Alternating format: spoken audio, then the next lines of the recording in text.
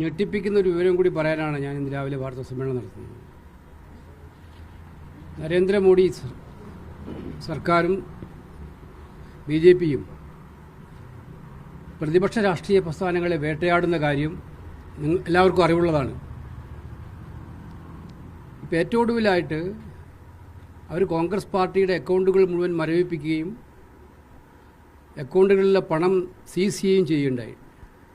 ഇപ്പോൾ ഇന്നലെ രാത്രി ഒരു നോട്ടീസ് വീണ്ടും ഇൻകം ടാക്സ് ഡിപ്പാർട്ട്മെൻറ്റ് കോൺഗ്രസ് പാർട്ടിക്ക് അയച്ചിരിക്കുന്നത്. അതനുസരിച്ച് 1769 കോടി രൂപ ഞങ്ങൾ അടക്കണമെന്നാണ് ഇപ്പോൾ അവർ പറയുന്നത്. 1769 കോടി രൂപ അടക്കേണ്ട നോട്ടീസ് ഇന്നലെ അവർ സർവ് ചെയ്തിരിക്കുക കോൺഗ്രസ് പാർട്ടിക്ക്.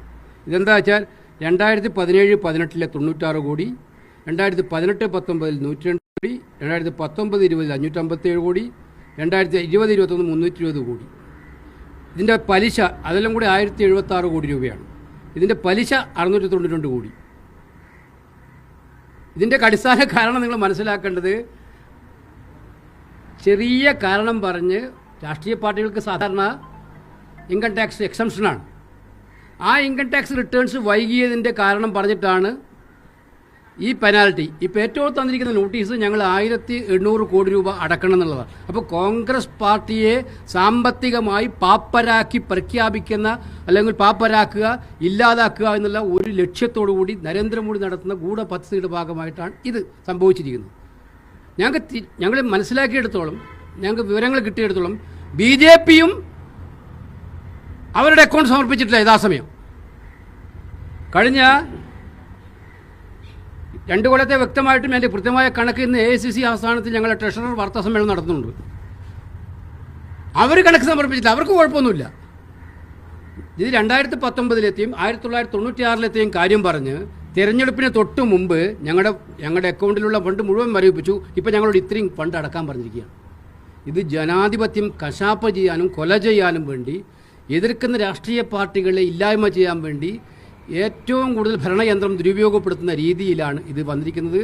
ഇത് ജനങ്ങളോട് പറയാനാണ് ജനങ്ങൾ മനസ്സിലാക്കണം. ഇത് ഇന്ത്യ ജനാധിപത്യത്തിന് പേരുകേട്ട രാജ്യം, ലോകത്തിലെ ഏറ്റവും വലിയ ജനാധിപത്യ രാജ്യത്ത് ഭരണകക്ഷി അവരുടെ സ്വാധീനം ഉപയോഗിച്ചുകൊണ്ട് ഒരു പ്രധാന പ്രതിപക്ഷ പാർട്ടിയോട് ചെയ്യുന്ന സംഭവമാണിത്.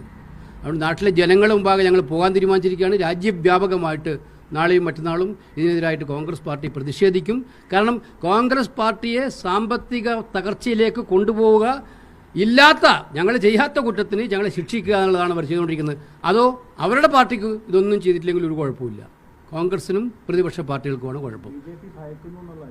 തീർച്ചയാണ് ഇതിനകത്തുള്ള പ്രശ്നം. അവർ വലിയ 400 സീറ്റൊക്കെ പറഞ്ഞിട്ട് പരാജയം ഉറപ്പായെന്ന് വ്യക്തമായതുകൊണ്ടാണ് ഇത്തരത്തിലുള്ള ഏറ്റവും നീചമായ തരംതാണ പ്രതികാര രാഷ്ട്രീയം അവർ ഏജൻസിയെ വെച്ച് ഉപയോഗിക്കുന്നത്.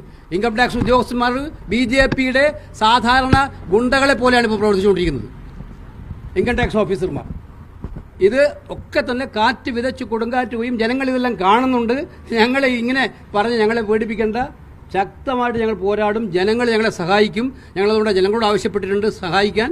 ജനങ്ങളുടെ സഹായത്താൽ ഞങ്ങൾ മുന്നോട്ട് പോകും.